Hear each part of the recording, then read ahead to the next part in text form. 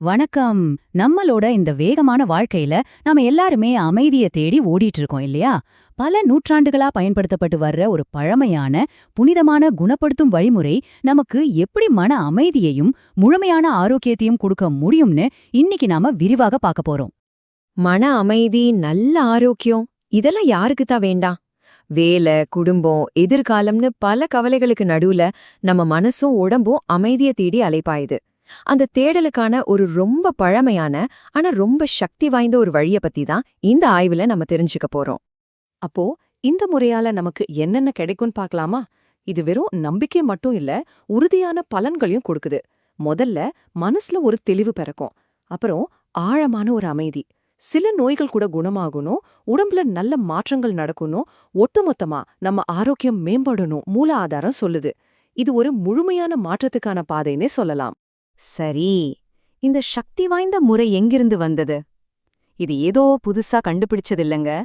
அகத்திய மகரிஷியோட பழங்கால ஞானம் இது.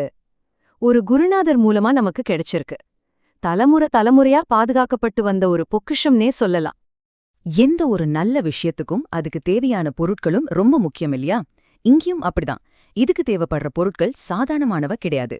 ஒவ்வொன்றுக்கும் ஒரு ஆன்மீக அர்த்தம் இருக்கு. வாங்க அது என்னன்னு பாப்போம். இங்க பாருங்க, இந்த 7 பொருட்களையும் விபூதி, ருத்ராட்சம், பசும்பால், வில்வ இலை இது எல்லாமே இயற்கையோட கொடை. உதாரணத்துக்கு சுத்தமான பசுஞ்சாணத்திலிருந்து வர விபூதி தீய சக்திகளை அழிச்சு ஒரு தூய்மை கொடுக்கணும் ஒரு நம்பிக்கை. இந்த பொருட்களோட தூய்மை தான் இந்த சடங்கோட சக்தியே கூட்டுது.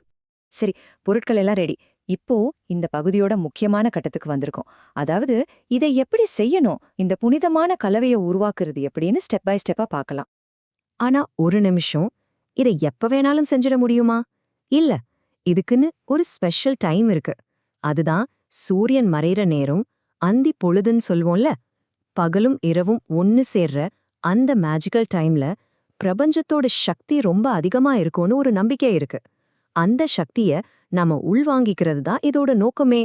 இப்போ செய்முறைய பார்க்கலாம். மொத்தம் 6 ஸ்டெப்ஸ். இது வெறும் பொருட்களை ஒன்னா கலக்கிறது மட்டும் இல்ல. முதல்ல விபூதியில பாலை சேர்க்கும்போது நாம தூய்மைய வரவேற்கிறோம். வில்வ இலைகளை கசக்கி சேர்க்கும்போது இறைவனோட அருளை கேட்கிறோம். இப்படி ஒவ்வொரு படிக்கும் ஒரு ஆழமான அர்த்தம் இருக்கு. கடைசியா அந்த ருத்ராட்சத்தை உள்ள வைக்கும்போது அந்த கலவைக்கே ஒரு உயிர் வருதுன்னு சொல்ல. இங்க குருநாதரோட வார்த்தைகளை கவனிக்கணும். யான் சொல்லியதை சரியாகவே நடத்தி வர நன்று. இது ஒரு முக்கியமான ரிமைண்டர். நாம செய்முறைய மட்டும் பின்பற்றினா போதாது, அதோட சேர்த்து நம்மளோட கவனமும் முழு ஈடுபாடும் ரொம்ப ரொம்ப முக்கியம். அப்போதான் இதோட முழு பலனையும் நாம அடைய முடியும். சரி, கலவை ரெடி ஆயிடுச்சு. ஆனா வேலை இன்னும் முடியல. ஒரு பொருள் மட்டும் இருந்தா போதுமா? அதுக்கு சக்தி ஊட்ட வேண்டாமா? அந்த வேலைய செய்ய போறதுதான் ஒரு சக்தி வாய்ந்த மந்திரம். இந்த பதிகம் தான் இந்த சடங்கோட ஆன்மாவே. இந்த பதிகத்தோட பேரு திருநீற்று பதிகம். ஆனா இதுக்கு இன்னொரு பேரும் இருக்கு, நோய் தீர்க்கும் பதிகம். பேர்லயே இருக்கு பாருங்க இதோட சக்தி. இது வெறும் பாட்டு இல்ல. நம்ம உடம்புல இருக்கிற நோயா இருந்தாலும் சரி, மனசுல இருக்கிற நோயா இருந்தாலும் சரி, அதை குணப்படுத்தக்கூடிய ஆற்றல் இந்த மந்திரத்துக்கு இருக்கு. இந்த பதிகம் சும்மா யாரோ எழுதுனதில்ல. சைவ சமயத்தின் பெரும் குரவர்கள்ல ஒருவரான திருஞான சம்பந்தர் ஏற்றியது. நினைச்சு பாருங்க, பல நூற்றாண்டுகளா லட்சக்கணக்கான மக்கள் பாடி பலனடைஞ்ச ஒரு மந்திரம் இது. இந்த பதிகத்தோட முதல் வரிய கேளுங்க. மந்திரமாவது நீரு, வானவர் மேலது நீரு. எவ்ளோ ஒரு பவர்ஃபுல்லான வரி!